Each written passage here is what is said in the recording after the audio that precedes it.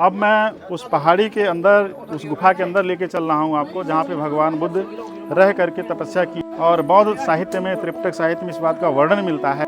साथियों, नमो बुद्धाय। आज मैं भगवान बुद्ध की धरती पर हूँ और बोधगया से थोड़ी दूरी पर निरंजना नदी बहती है और निरंजना नदी के जस्ट बगल में डुंगेश्वरी पहाड़ है। ये वो पहाड़ है जहाँ पे तथागत गौतम बुद्ध ने 5.5 साल तक तपस्या किया था। इस स्थल पर देश और दुनिया से तमाम श्रद्धालु आते हैं, तमाम टूरिस्ट आते हैं। साथियों, भगवान बुद्ध ने सबसे पहले हठ धर्मिता का पालन किया था और मुर्दे की हड्डियों का बिस्तर बनाना, कम खाना खाना, फिर खाना छोड़ देना और धूप में रहना, कभी ठंड में रहना, कभी ध्यान में इस तरह से लीन हो जाना कि खाने पीने की कोई फिक्र ना हो। भगवान बुद्ध जिस तरह से ज्ञान में डूबे 5.5 साल तक, उस समय के जो विद्वान थे उन्होंने ये कहा था कि जितना कर्मकांड करेंगे आपको ज्ञान प्राप्ति हो जाएगी। लेकिन भगवान बुद्ध ने जब तमाम कर्मकांडों को किया और उनको ज्ञान प्राप्त नहीं हुआ, तब उन्होंने इस बात को वेरीफाई कर दिया कि हमारे से पहले या हमारे समकालीन जो विद्वान हैं उनके ज्ञान का जो आधार है पूरी तरह से अवैज्ञानिक, अतार्किक और मानव हित में या प्राणी जगत के कल्याण के लिए उचित नहीं है। तब उन्होंने इस मार्ग को रिजेक्ट करके जो है उरुवेला ग्राम की तरफ कूच किए और इसी पहाड़ी से उतरते हुए रास्ते में गिरे और बेहोश हो गए। साथियों, बेहोश होने की कहानी क्या है, हम इस पहाड़ी पर चढ़ने के बाद उसको एक्सप्लेन करेंगे। आप हमारे साथ इस वीडियो में बने रहिए। नमो बुद्धाय। नमो तस्य भगवतो अरहतो सम्मा सम्बुद्धस्य। बुद्धं शरणं गच्छामि, धम्मं शरणं गच्छामि, संघं शरणं गच्छामि। साथियों, ये हमारे सामने जो दीप जल रहा है, ये उस पहाड़ी पे दीप जल रहा है जहाँ भगवान गौतम बुद्ध 5.5 साल तक तपस्या किए थे। साथियों, वर्तमान में इस पहाड़ी को डुंगेश्वरी पहाड़ी कहते हैं, लेकिन भगवान बुद्ध के समय में इस पहाड़ी का नाम कुछ और था। साथियों, इस पहाड़ी पर भगवान बुद्ध इसकी एक गुफा में जो है ध्यान लगाते रहे और यहाँ पे उन्होंने हठ धर्म का पालन किया।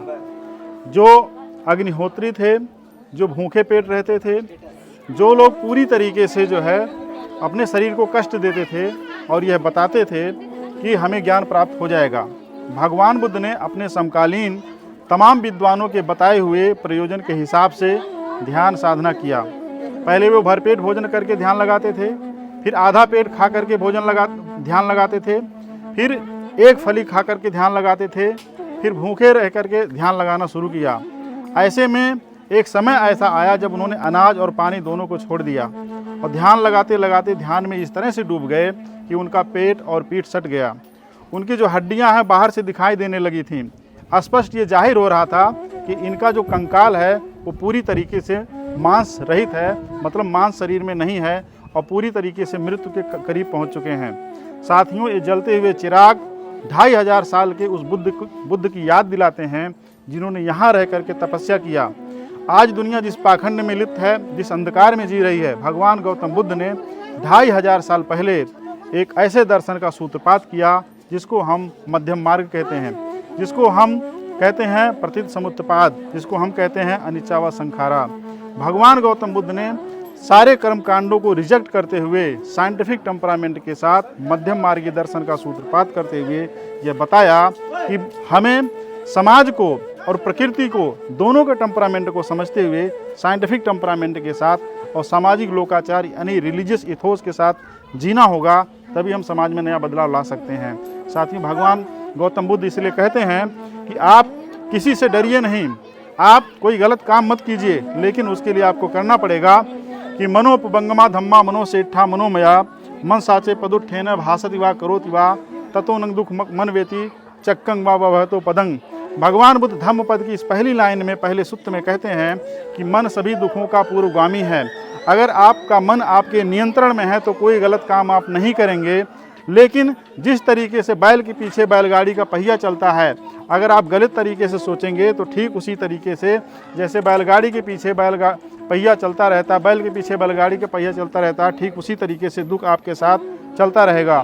फिर अगले सूत्र में भगवान बुद्धा कहते हैं कि मनोपबंगमा धम्मा मनोसेठा मनोमया मन साचे पदुत्थेन भासति वा करोति वा ततो न सुख मन वेति छायावान पायनी। यानी कि अगर आप सकारात्मक दृष्टिकोण से कोई काम करते हैं तो जिस तरह से परछाई आपका पीछा नहीं छोड़ती है, ठीक उसी तरीके से सुख आपका पीछा नहीं छोड़ेगा। यानी जीवन में आपके दूषित मन और आपके सकारात्मक मन से ही आपका जीवन डिसाइड होता है कि आप सही डायरेक्शन में आगे बढ़ेंगे या आप गलत डायरेक्शन में जाएंगे। साथियों, ये यहाँ पे देखिए तमाम श्रद्धालु आ रहे हैं और चिराग जला रहे हैं और प्रकाशमान कर रहे हैं। बौद्ध दर्शन में चिराग का बहुत महत्व है, दीप का बड़ा महत्व है। इसलिए भगवान बुद्धा ने कहा था अत्त दीपा बिहरति। बहुत सारे लोग अत्त दीपा भाव कहते हैं, लेकिन अत्त दीपा भाव सही नहीं है। जो पाली साहित्य में प्रॉपर मिलता है वो अत्त दीपा बिहरति है। खैर साथियों, इस पहाड़ी ये जो मजबूत चट्टान है, इस मजबूत चट्टान की जो श्रृंखलाएं हैं ये हजारों साल से 2500 साल के इतिहास को बयां कर रही हैं। इन्होंने भगवान बुद्ध को देखा है, इन्होंने भगवान बुद्ध की दिनचर्या को फॉलो किया है, इन्होंने भगवान बुद्ध के सोते जागते उनके ध्यान साधना को देखा है। साथियों, ये हवा, ये फिज़ा, ये मौसम, ये वातावरण और ये मगध साम्राज्य की धरती राजगीर यानी उरुवेला ग्राम, जिसको हम वर्तमान में बोधि गया कहते हैं, यहाँ से थोड़ी दूर पे आपको उरुवेला ग्राम दिखाई देगा। तो साथियों, बुद्ध के होने का इतिहास है। बुद्ध भारत में पैदा हुए, बौद्ध दर्शन का उदय भारत में हुआ, मगध साम्राज्य से हुआ। कुशीनारा में उनका अंतिम सांस लिए, जहाँ पे महापरिनिब्बान हुआ। साथियों, बौद्ध दर्शन का सबसे बड़ा जो आधार है वो ऐतिहासिक आधार है। ये किसी कपोल कल्पित लिखी हुई ग्रंथ या कहानियों का हिस्सा नहीं है। बुद्ध के होने का इतिहास, उनके दर्शन का इतिहास है। सम्राट अशोक ने 84,000 स्तूप बनवाया। मगध राज बिंबिसार ने वेणुवन का बिहार, जो उस ज़माने में जो है 43 एकड़ के आसपास था, उसको दान में दे दिया था। साथियों, उरुवेला ग्राम में रहने वाली माता सुजाता ने भगवान बुद्ध को खीर दान करके उनको जीवन दान दिया, जहाँ से वो बोधिसत्व सिद्धार्थ से जो है सम्यक संबुद्ध हुए। तो साथियों, यहाँ के लोग, यहाँ की मिट्टी, यहाँ के पशु पक्षी, यहाँ की वनस्पतियाँ, यहाँ की हवाएं इस बात को प्रमाणित करते हैं कि हमने भगवान बुद्ध को देखा है। तो मेरे लिए या पूरे बौद्ध समाज के लिए बहुत गर्व का विषय है कि यहाँ के लोगों ने बौद्ध धर्म को आगे बढ़ाने में अपना बड़ा भूमिका निभाया है। और यहाँ पे बहुत सारे श्रद्धालु आ रहे हैं भगवान बुद्ध के उस आभा मंडल को देखने, जानने और समझने के लिए।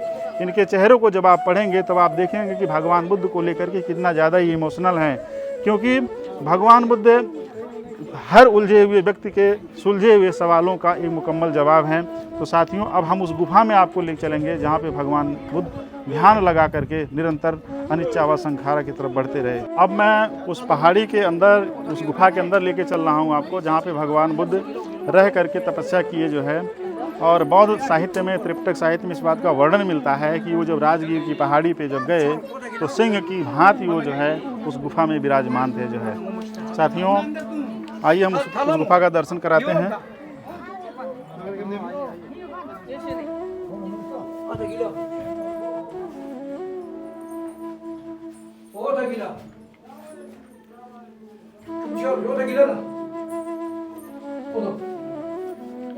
साथियों, सम्यक संबुद्ध की जो ये अवस्था आप देख रहे हैं कि इन्होंने भोजन छोड़ दिया था, इन्होंने पानी भी पीना छोड़ दिया था, और एक ऐसी स्थिति आ गई जब सम्यक संबुद्ध जो है पूरी तरीके से इनका शरीर दुबला पतला हो गया था। इनका पूरा शरीर जो है इस तरह से दुबला पतला हो गया था, ऐसे लग रहा था कि मृत्यु अब करीब है। तथागत सम्यक संबुद्ध ज्ञान की खोज में इस गुफा के अंदर थे। साथियों, हमारे कैमरामैन इस गुफा का आप दर्शन आपको कराएंगे। मुझे बड़ा प्राउड है, बड़ा गर्व है।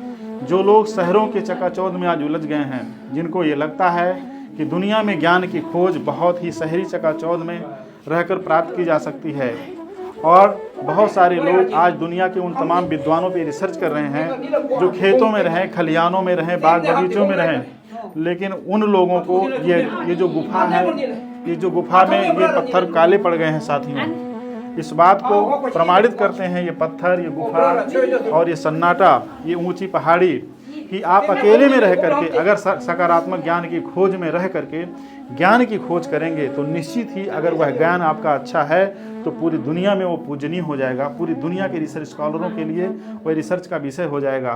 तथागत गौतम बुद्ध को देख करके मेरा मन बड़ा इमोशनल हो रहा है।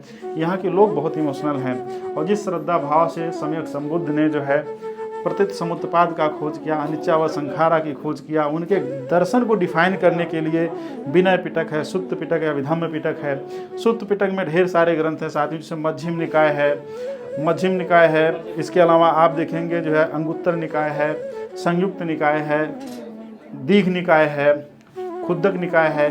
फिर खुद्दक निकाय में ढेर सारे ग्रंथ आते हैं, जिसमें थेर गाथा है, थेरी गाथा, सुत्त निपात, बहुत सारे ग्रंथ आते हैं साथियों।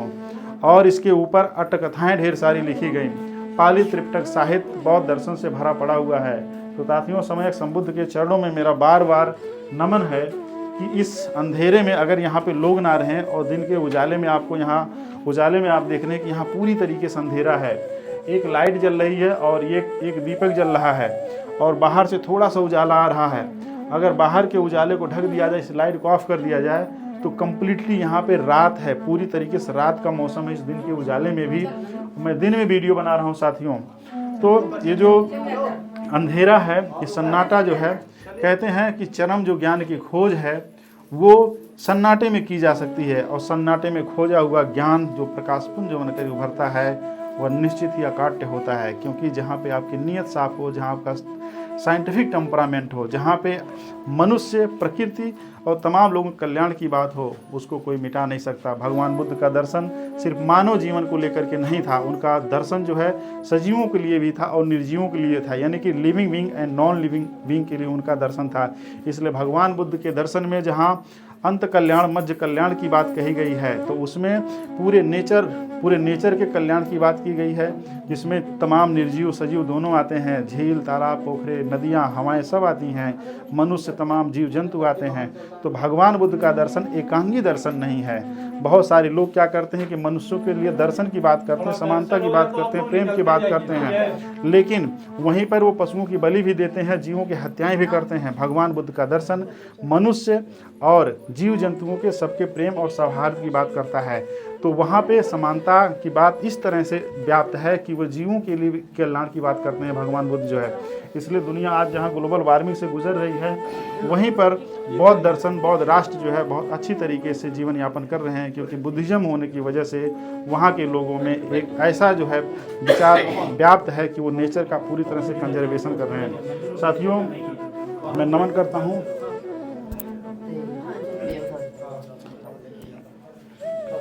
साथियों, इस पहाड़ी को देख सकते हैं और इधर देखिए साथियों जो है भगवान सम्यक संबुद्ध को आप देख सकते हैं। यहाँ पर पहाड़ी पे जो है ये स्वासित भी बौद्ध दर्शन का हिस्सा है और भगवान बुद्ध ने जो है जितने भी दर्शन का सूत्रपात किया है, दुनिया के तमाम मत मतांतर के लोगों ने बौद्ध धर्म से बहुत सारी चीज़ों को कॉपी किया है। ये बौद्ध धर्म का एक्सटेंशन है एक तरीके से। अगर आपको कोई कॉपी करे, इसका मतलब है कि वो आपकी शक्ति और आपकी ताकत है जिसको लोग नकल कर रहे हैं। तो साथियों मुझे काफ़ी पसीना हुआ मैं अंदर जब था।